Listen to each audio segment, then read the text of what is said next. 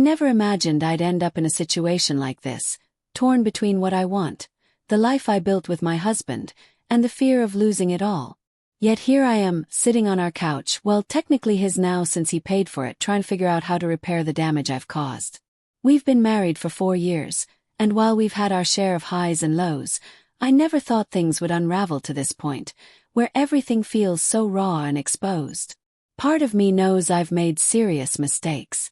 Another part feels frozen by the idea of life without him, without the steady presence and security he's always given me. The thought of being alone is terrifying, and I hate how much that fear makes me feel weak and dependent. When we first got together, what drew me in was the way he made me feel safe. Not just financially, though that helped. He was consistent, reliable, and everyone around me talked about how kind and good-hearted he was. I've always been the more outgoing one. I like being noticed, admired.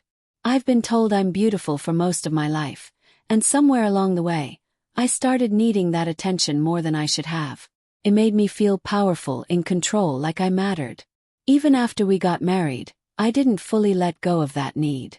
I kept those compliments coming, from friends, acquaintances, even strangers.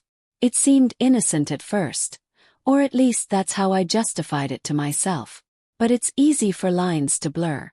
Once a man told me he loved me. It lit something inside me, something I wish I could say I had under control. The first time I stepped outside of our marriage, it wasn't physical, at least not entirely, but it was emotionally intimate, and it hurt him deeply. He found messages on my phone, and it nearly broke him. I apologized. I swore it would never happen again, and for a while I even convinced myself that I'd changed. But the truth is, I still longed for the high those moments of admiration gave me. About a year later, it happened again, this time with someone I worked with briefly. He was older, charismatic, and he made me feel like the most desirable woman in the world. We never crossed the line physically, but it came dangerously close.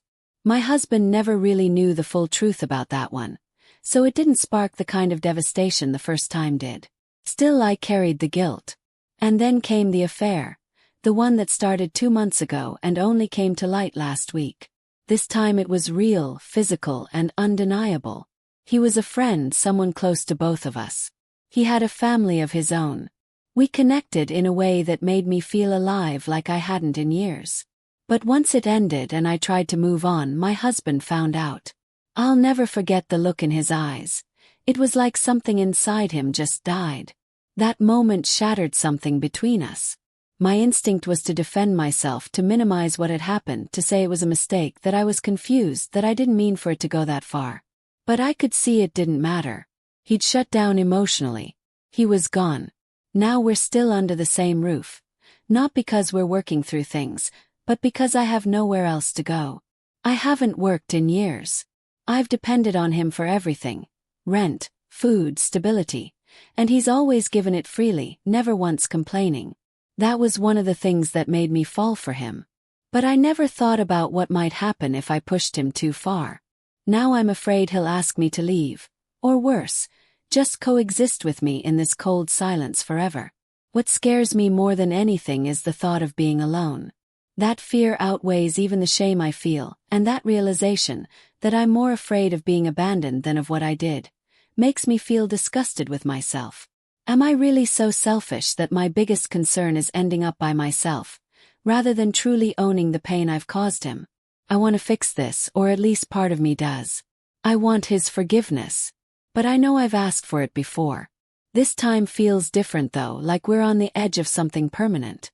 His warmth is gone. I can feel the wall between us getting higher.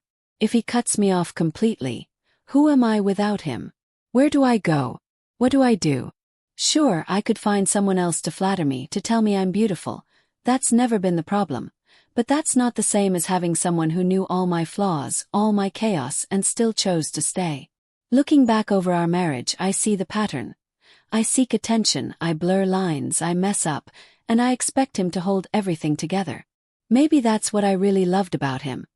He was always my safety net, no matter how far I fell. But now that net's unraveling, and I might finally have to face what it feels like to fall completely. I'm not writing this to get sympathy. I know what I've done. I know how badly I've hurt someone who only ever wanted to love me. But even now, I still feel that pull, that craving for attention, for validation. It's like a part of me doesn't know how to exist without it, wherever I can find it. Maybe it's validation, or maybe it's something deeper. I'm starting to wonder if it's narcissism, or just the fact that I never really learned how to love myself in a healthy way. Whatever the truth is, I know I have to face it. But doing that while also trying to heal the deep damage I caused in my marriage feels impossible. I still hope he'll give me another chance. I still hope there's some part of him that can find trust again. But the way he looks at me now, like he doesn't feel anything anymore, reminds me that this time it's real. I might actually lose him. And what terrifies me most is that for the first time I can admit I might actually deserve to. It's been 4 months since I left the home we built together. I packed my bags and walked out, and I'm still stunned at how fast everything came apart. Now I'm renting a tiny furnished space, barely more than a room with a kitchenette. It's all I can afford. Working part-time. At first I clung to the idea that we could maybe fix things or at least talk. But whenever I try to reach out, I'm met with silence, or his lawyer. It's like he's methodically cutting me out of his life, and honestly maybe I can't even blame him. Back when I first left, I couldn't stop reaching out. I kept calling, sending messages, begging him to talk to me. He answered a few times, always calm, always clear. He asked me to respect his boundaries, told me we weren't together anymore, said he couldn't move past what I'd done. And I think that's the truth of betrayal. It doesn't always come with second chances. Sometimes you break something that just can't be put back together. I didn't want to believe it.